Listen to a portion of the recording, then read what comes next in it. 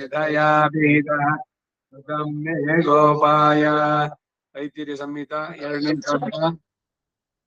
6ನೇ ಪ್ರಶ್ನೆ 10ನೇ ಅನುವಾಕ ಪತ್ನಿ ಸಂಯಾದ ಅಂತ ಇದಕ್ಕೆ ಹೆಸರು. ದೇವಾವೈ ಯಜ್ಞಸ್ಯ ಸ್ವಗಾ ಕರ್ತಾರಂ ನಾವಿಂದಂತೆ ಶಮ್ಯುರ್ಬಾರ್ಹಸ್ಪಮಬ್ರುವನ್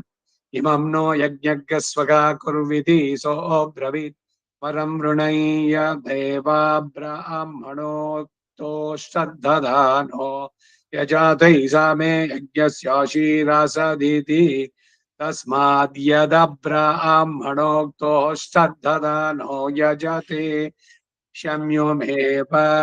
तस्य वार्हस्पत्यम् यज्ञस्याशीर्गच्छत्येतन्ममेत्यब्रवीत् किं मे प्रजाया इति योपगुरातैः शतेन यातयाद्यो निहनत्सहस्रेण यातयाद्यो लोहितं करवद्यावत प्रस्कद्य पागंसोन् संगृह्णात् तावतः संवत्सरान् पितृलोकम् न प्रजानादिति तस्मात् ब्राह्मणाय नापगुरेत न निहन्यान्न लोहितं कुर्यात् एतावता हैनसा भवति तच्छम्योरावृणीमः इत्याह यज्ञमेतत् स्वगा करोति तच्छम्योरावृणीमः इत्याह शम्यमेव बार्हस्पत्यम् भागधेयेन समर्थयति गातुं यज्ञाय गातुं यज्ञपदय इत्याशिषमेवैतामाशास्ते सोमं यजति रेत एव तद्धदाति त्वष्टारं यजति रेत एव हितं त्वष्टा रूपाणि विकरोति देवानां पत्नीर्यजति मिथुनत्वा याग्निं गृहपतिं यजति प्रतिष्ठित्यै जामिवा एतद्यज्ञस्य क्रियते यदाज्येन प्रयाजा युज्यन्त आज्येन पत्नी संयाचा रुचमनुच पत्नी संयाजानां रुचा यजत्यजामित्वा यातो मिथुनत्वाय पङ्क्तिप्रायणो वै यज्ञः पङ्क्त्युदयनः पञ्च प्रयाजा युज्यन्ते चत्वार पत्नी संयाजा समिष्टयजुः पञ्चमम् पङ्क्तिमेवानुप्रयन्ति पङ्क्तिमनोद्यन्ति प्रजायाः करोति तत्क्रियते त्रयस्त्रिगं सज्जा युक्त्वा हि देवहूतभागम् अश्वागम् अग्नेरथिरिव निहोता पूर्व्यः सदः उत नो देवदेवागम् अच्छा वोचो विदुष्टरः षद्विश्वा वार्या कृधी त्वगम् यद्यविष्ट्या सहसस्सु न बाहुत ऋतभा यज्ञो भवाः अयमग्निः सहस्रिणो वाजस्य शतिनस्पतिः मूर्धा कवीरहीणां तं नेमिं प्रभवो यथा नमस्व सहूतिभिः मेदियो यज्ञभङ्गिरः तस्मै नूनमभिद्यवे वाचा विरूपनित्यया वृष्णे चोदस्व सुष्ठुतिम् कमुष्विदस्य सेनयाग्नेरपागचक्षसः पणिङ्गोजुस्तरामहे मानो देवानां विषप्रश्नातिरिवोऽस्सा कृशं नः सुरग्नियाः मानः समस्य दूढ्यः परिद्वेषसो अगम्हातिः ऊर्मिर्ननाभमावधीत् नमस्ते अग्नवोजसे गृह्णन्ति देवकृष्टायाः अमैरमित्रमर्दय कुवित्सु नो गविष्टयेऽग्ने संवेशिषो रयिम् उरुकृदुरुणस्कृधि मानो अस्मिन् महाधने परावर्भारभृद्यत वर्भारभृद्यत संवर्गगं सगं रयिं जयम् अन्यमस्मद्भिया यमग्ने सिषक्तुदुच्छुना वर्धानो अमवच्छवः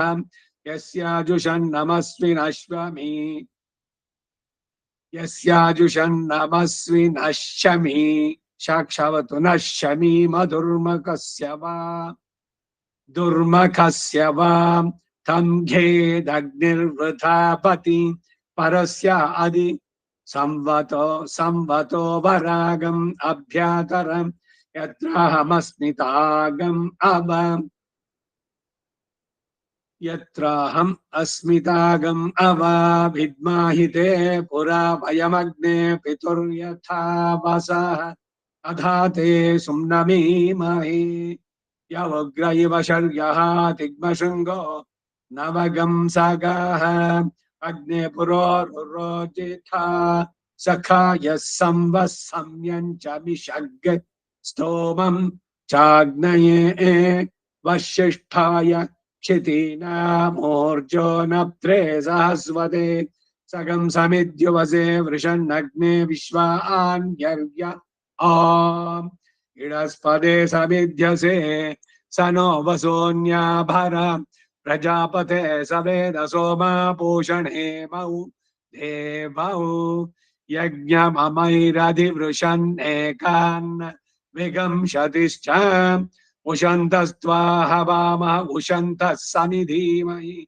उशन्नुषत आवः पितॄन् हविषे अक्तवीम् त्वगं सोम प्रचिकितो मनीषा त्वगं रजिष्टमनुनेषि पन्था ನೋಡಿ ಪಂಥಾಮ್ ಬರೋಲ್ಲ ಇದೇನೆ ವ್ಯತ್ಯಾಸ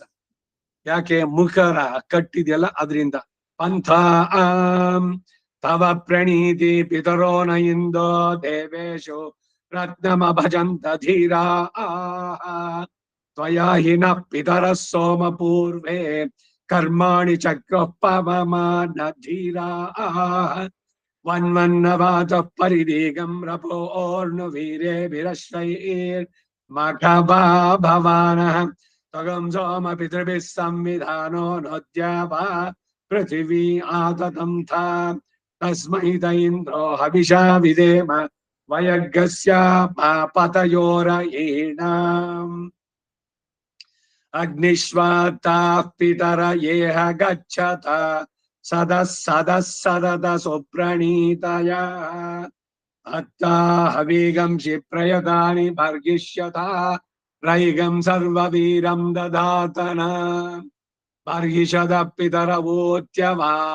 ऊत्यर्वागिमाभो हव्या चक्रमा जुषध्वम्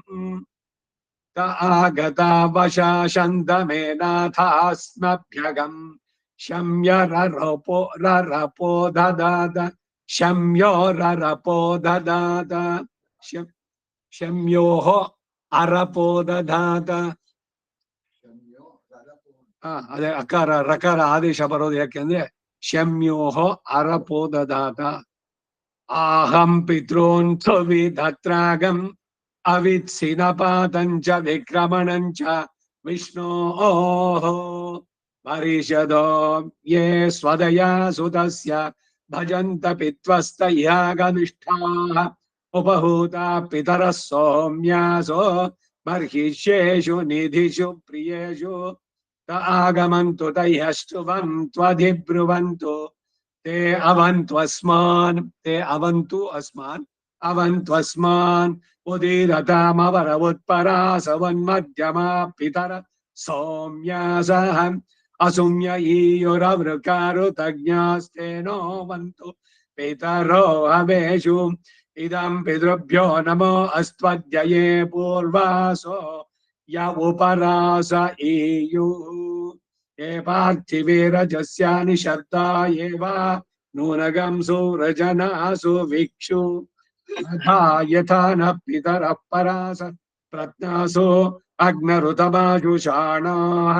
शुचीदयन् दीदिति मुक्तशासः क्षामाभिन्दन्तो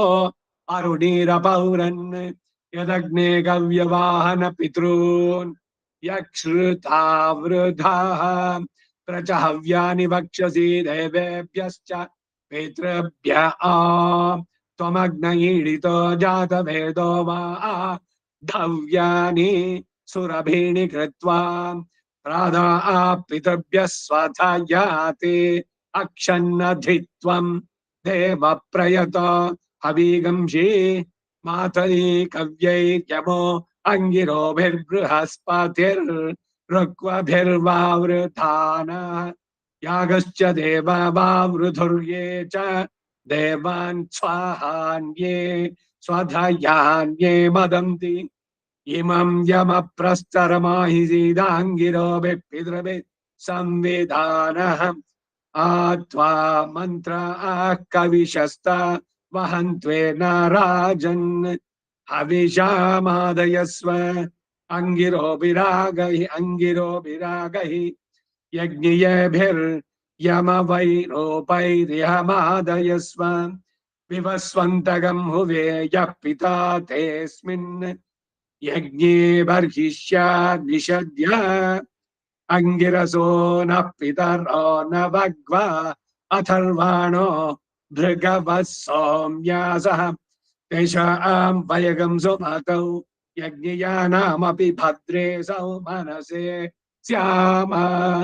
भवास्मभ्यमसुं यदग्ने मदन्ति सौमनस एकञ्च समिदश्चक्षुषे प्रजापतिराज्यं देवस्य स्फं ब्रह्मवादिनोद्भिरग्नेस्त्रयो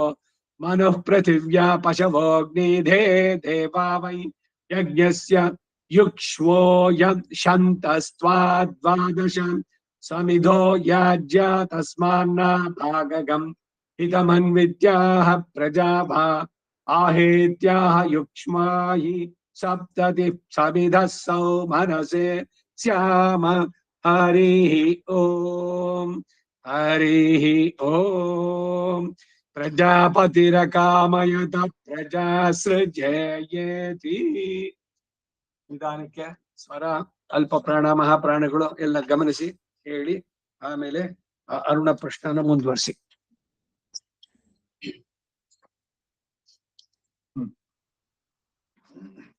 ದೇವಾ ವೈ ಯಜ್ಞಸ್ಯ ಸ್ವಗಾ ಕರ್ತಾರಂ